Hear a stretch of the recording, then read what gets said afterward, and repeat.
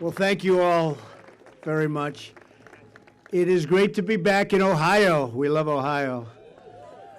You remember Ohio? Oh, boy. It was supposed to be close. It wasn't close. And so wonderful to speak on the shores of the very magnificent Ohio River.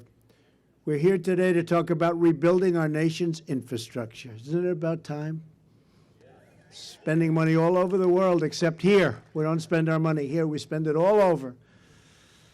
And we'll do it using American labor, American energy, American iron, aluminum, and steel.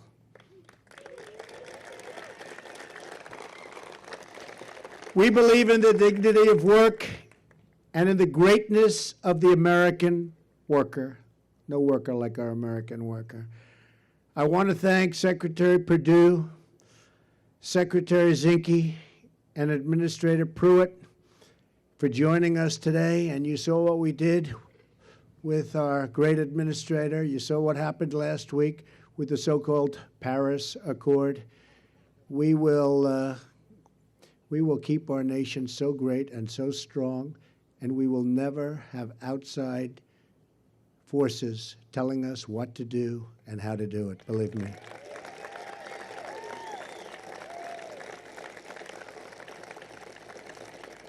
That would have been a huge anchor on our country. I'm also grateful that Governor Matt Bevin, his wife Glenna, and his family could be here, along with Lieutenant Governor Janine Hampton from Kentucky. Great place. Where's Janine? And Lieutenant Governor Mary Taylor from Ohio. Thank you, Mary. Thank you very much. We're also very excited to be joined by top labor leaders in the United States. I've negotiated with these people for so long. They're tough, but they get the job done, right? Right? Together, we're going to put our skilled tradespeople back to work. Sean McGarvey is here with us today, president of the North American Building Trades Union. Sean took part in one of our very first meetings at the White House. That was a great meeting, Sean, and was there with us when we issued the long-awaited approval for the Keystone XL pipeline, which has started. After years and years of stagnation, they said that's never going to happen. We got it started. It's going to happen, and it's about 48,000 jobs. It's a big job. And that's just the beginning. We have many other things happening, including, as you know, the Dakota pipeline, also moving along and very rapidly. We will also welcome Eric Dean, president of the United Iron Workers, and Terry O'Sullivan of the Laborers International Union of North America. I will proudly say to you all today what I told you and told our labor unions 2 months ago in Washington. As long as I am president, America's labor leaders will always find an open door at the White House. We had a great day. We love our workers. We're also pleased to be joined by executives from Marathon Petroleum, Bunge North America, CF Industries, Peabody Energy, Alliance Coal, AK Steel, Nucor Steel, Scott's, oh, you like that company, I guess. Scott's Miracle Grow, and many others who are ready to help us build the roads, the bridges, the tunnels, and the waterways of tomorrow. And they're currently working very hard. In fact, I brought a couple of the greatest builders in America, Steve Roth of Vornado, Richard Lefrak of Lefrak. Where are you guys? Come here, come here, come here. Come up here, Steve. These people aren't used to this. You know, they like to build. They don't know about this. Get up here, Richard. Two of the great builders of our country. Come here, Richard.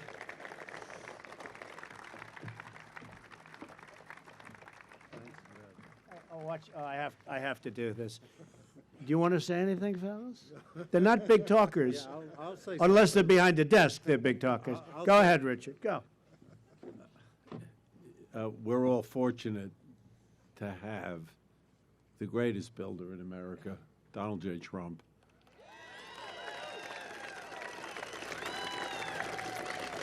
standing behind an infrastructure program which America sorely needs and is ready to implement.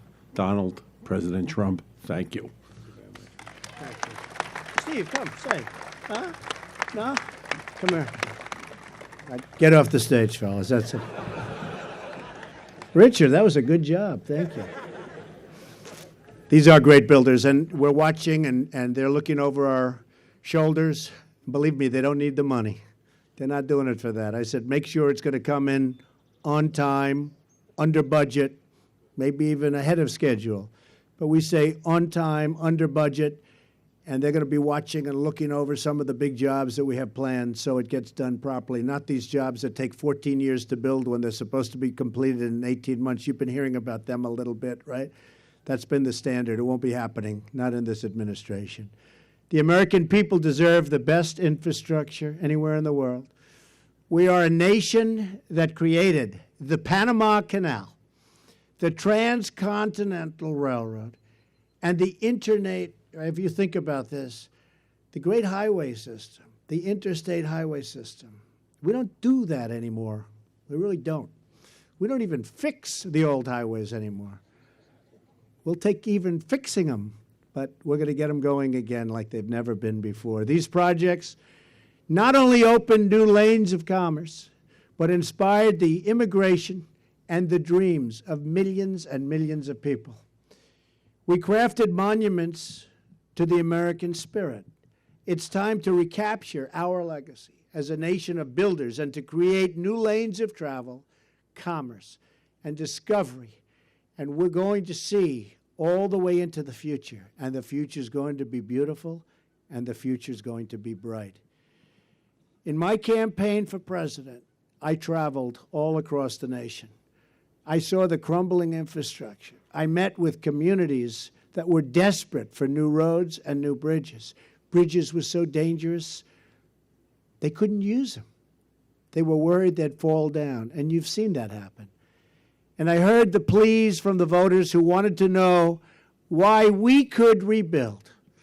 Foreign countries, my big thing, we build in foreign countries. We spend trillions and trillions of dollars outside of our nation, but we can't build a road, a highway, a tunnel, a bridge in our own nation. And we watch everything falling into disrepair. It's time to rebuild our country, to bring back our jobs, to restore our dreams, and yes, it's time finally to put America first, and that's what I've been doing, if you haven't noticed.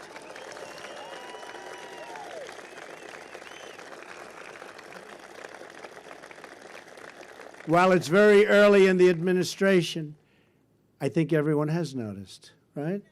We have noticed. The people are noticing like they've never noticed before. We're already making historic progress. Last month, unemployment fell to its lowest point in 16 years. Right now, thank you. Right now, more small businesses are planning to hire than at any point in the last decade. Last week, the stock market soared to record highs, highest ever, boosting the pensions, or your pensions and your retirement accounts, and those of hardworking Americans. I've just returned from a trip overseas that secured more than $350 billion of military and economic investments into the United States. That means millions of jobs.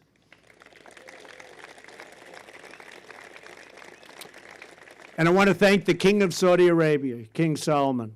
Spent a lot of time together, and they're doing a great job. They're going to be doing something very special. You see it with terrorism, the funding of terrorism. It's going to stop.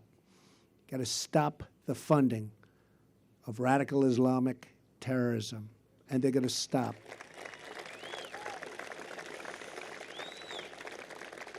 And they hosted over 50 all-Muslim countries. They said there's never been anything like it in our history. In the history of this world, there has never been anything like what took place 2 weeks ago in Saudi Arabia. And I'm very proud to be a part of it. And hopefully that can be the beginning of the end to this horrible, horrible situation that the world is suffering right now called terrorism. We're going to put an end to it, and we have to be very tough, and we have to be very smart, and we have to be very vigilant, and we're going to end it.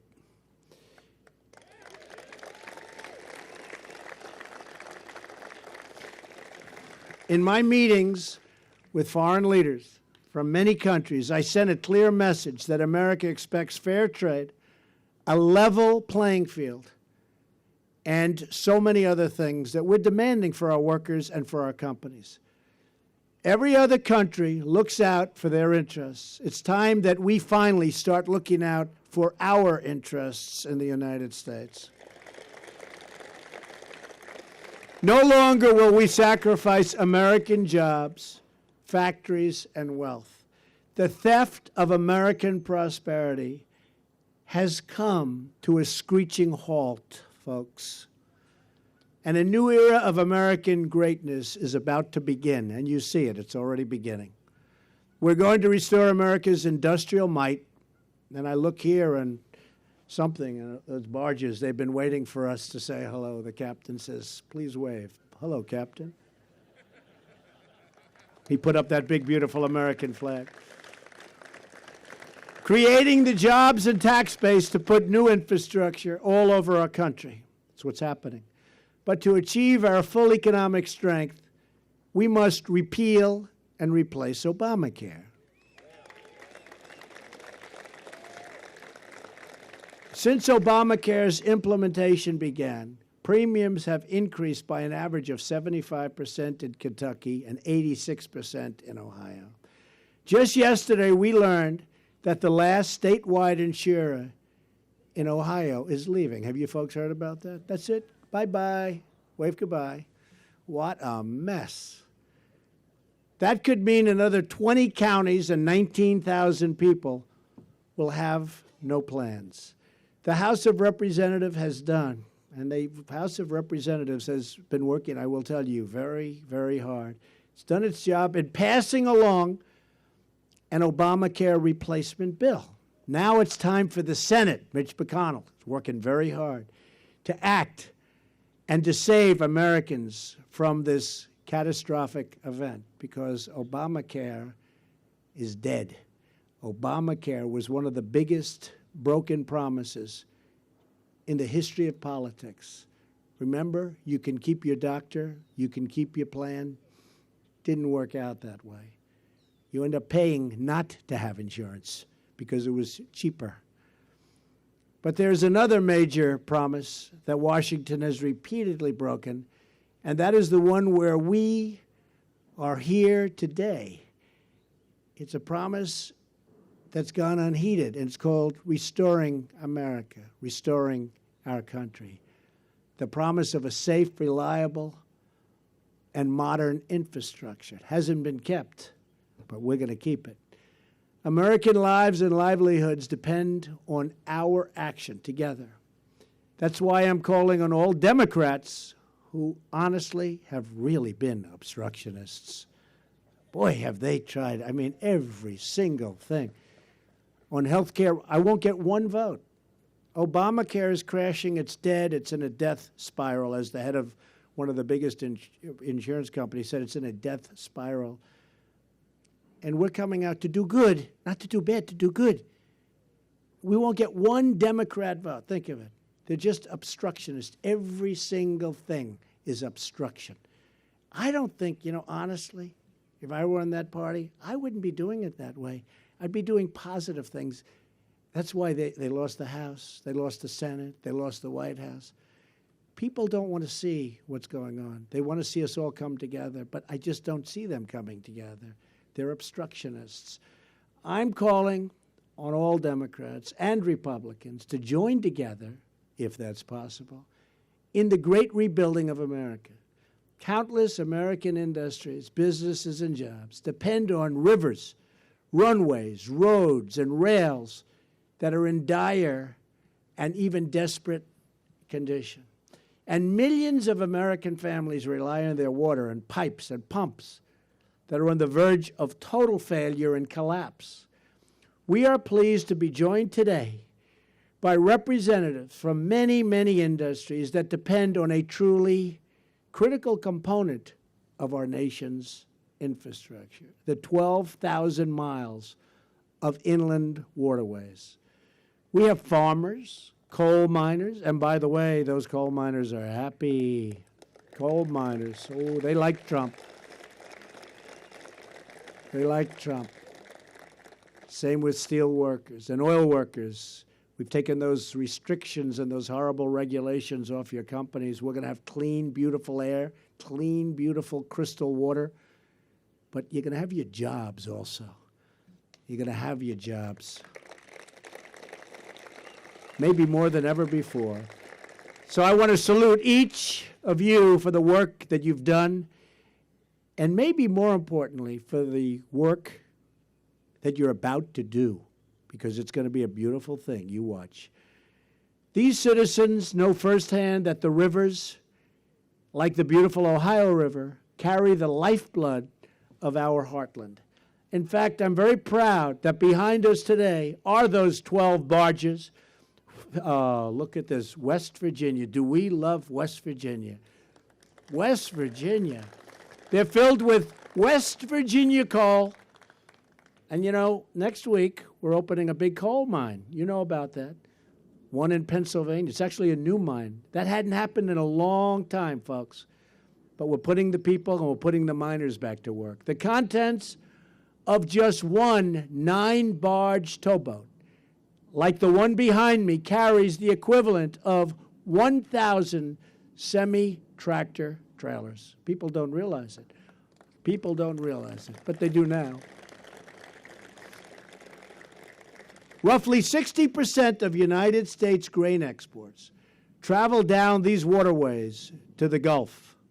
More than half of all the American steel is produced within 250 miles of where we're standing right now, and its production depends on the inland waterway system. And wait till you see what I'm going to do for steel and for your steel companies. We're going to stop the dumping and stop all of these wonderful other countries from coming in and killing our companies and our workers.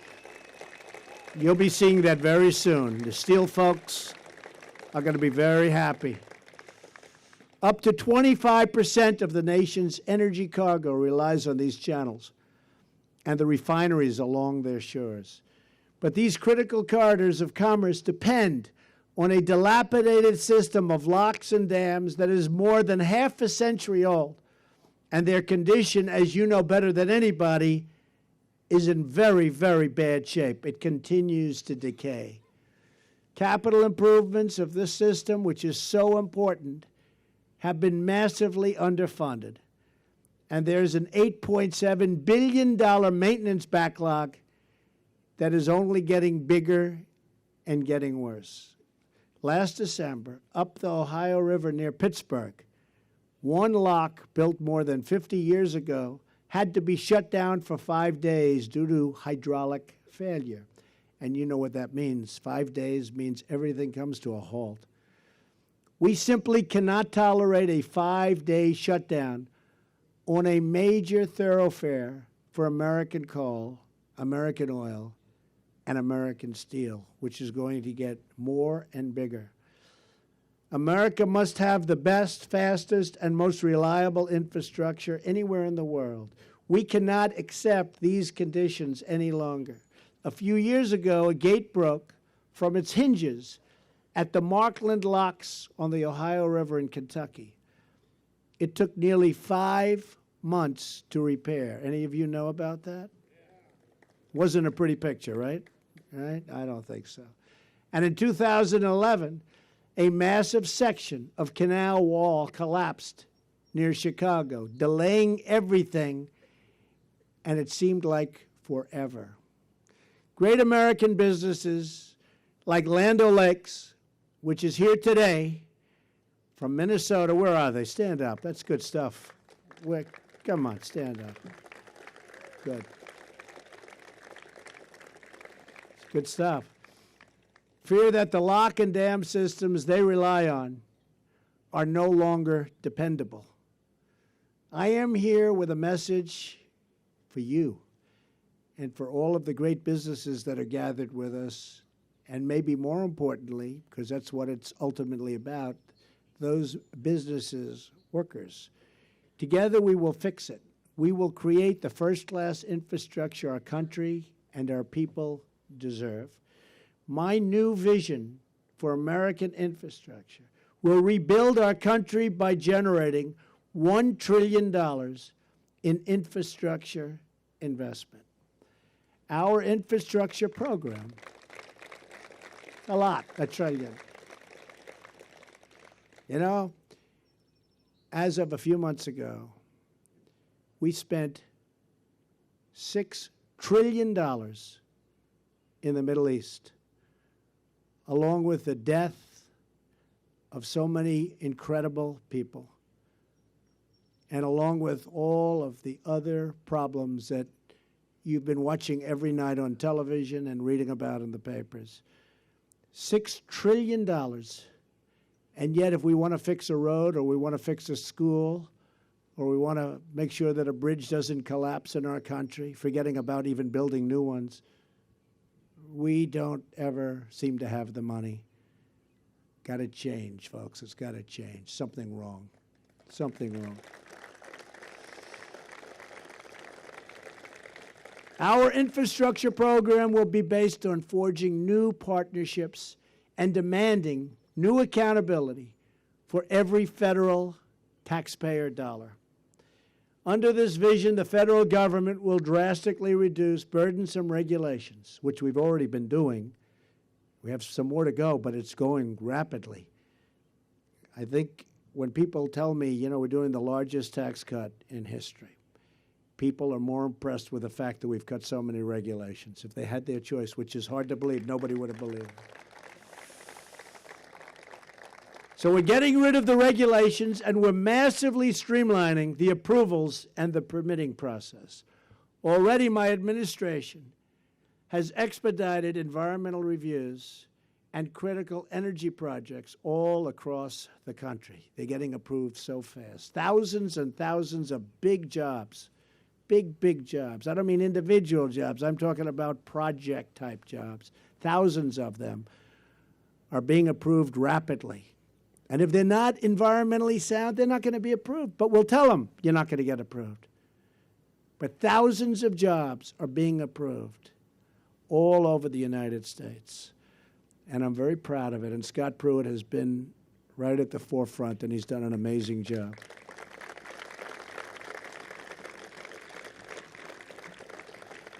And it hasn't been that easy for him, has it, Scott? But he likes it. He likes to see people go back to work. And he likes to make sure that the environment is perfect and clean. I want to add that, too. I'm pleased to announce that the Dakota Access Pipeline, which I just mentioned, is now officially open for business, a $3.8 billion investment in American infrastructure that was stalled. And nobody thought any politician would have the guts to approve that final leg. And I just closed my eyes and said, do it.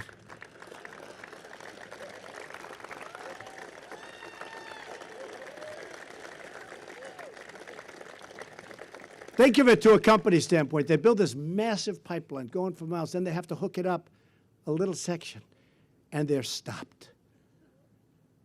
And I said, that's not fair.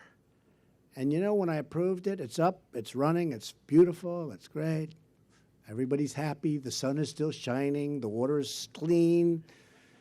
But you know, when I approved it, I thought I'd take a lot of heat, and I took none. Actually, none. People respected that I approved it. But I take so much heat for nonsense that it probably overrode. It probably overrode the other.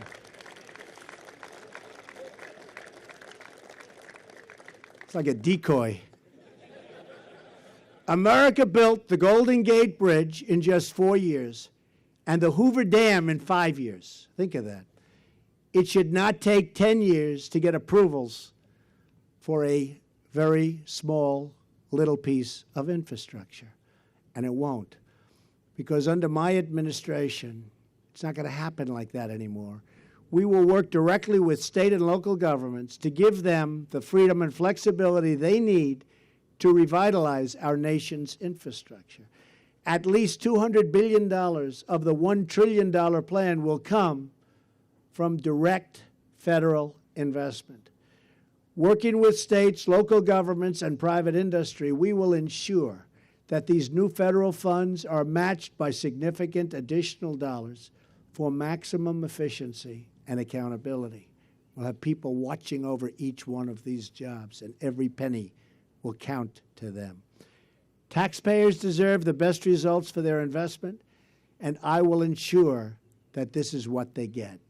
The last administration passed a stimulus package, of which only a tiny 7% went to infrastructure, and much of that was just wasted money.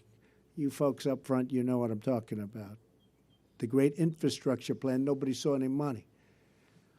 Remember shovel ready, right? Shovel ready wasn't shovel ready. That I can tell you. We're not going to repeat that mistake. That's not going to happen again. Instead, our plan will help states and local governments prioritize their most pressing infrastructure needs, building transformative projects that create a flood of wealth and opportunity to benefit every part of our country, especially rural America. The companies here today are prepared to work with us, and these are great companies today. And you're going to work with us to make sure the right infrastructure gets built and funded quickly, and it's going to be in the right location. Everything about it is going to be right.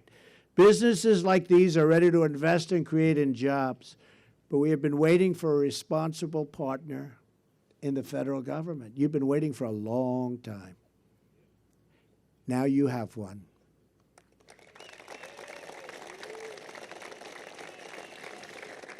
So I want to thank all of the great workers for being here today. I want to thank all of the great business leaders. You have some business leaders that are legendary people in the audience, running massive, massive companies and being slowed down, but now they'll be able to speed it up. Not only are we going to repair much of the depleted infrastructure, but we're going to create brand new projects that excite and inspire, because that is what a great country does.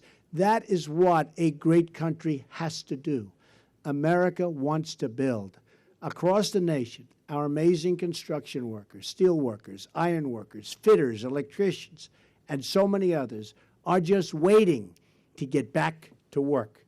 With the talent and skill they represent, which, believe me, I grew up in the building business. I know the talent and the skill and the courage and everything else that they have. There is no limit to what we can achieve. All it takes is a bold and daring vision and the will to make it happen. Nearly 2 centuries ago, one American governor had just such a vision and a will.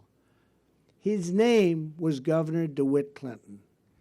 As the governor of New York State, he dreamed of a canal stretching nearly 400 miles to connect the Atlantic Ocean in the east with the Great Lakes in the west.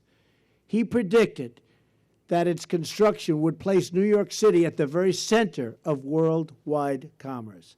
He took the idea to Washington, but President Thomas Jefferson, great president, didn't agree with him, and he dismissed that concept as total madness.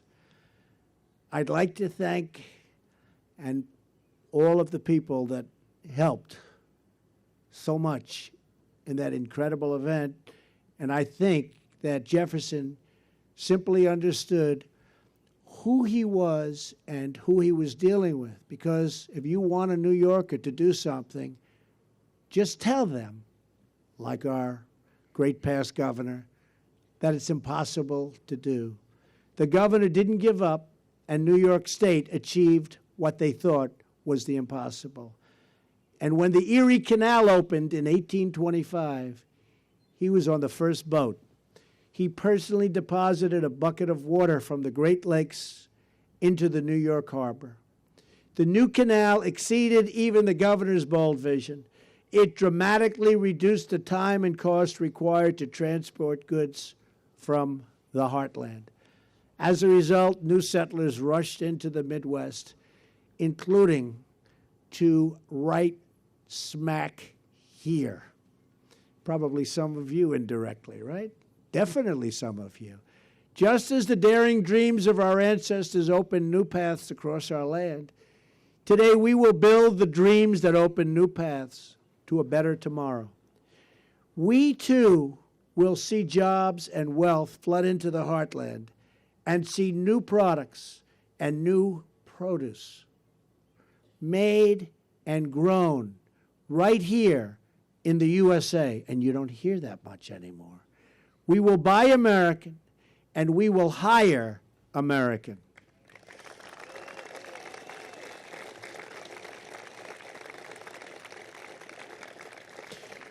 We will not, so importantly, be content to let our nation become a museum of former glories. We will construct incredible new monuments to American grit that inspire wonder for generations and generations to come. We will build because our people want to build and because we need them to build. We will build because our prosperity demands it. And above all, we will build because that is how we make America great again. Thank you. God bless you. Go out there and work. You're going to see some amazing things happen over the next long period of time. Thank you, everyone. It's a great honor to be with you. Thank you.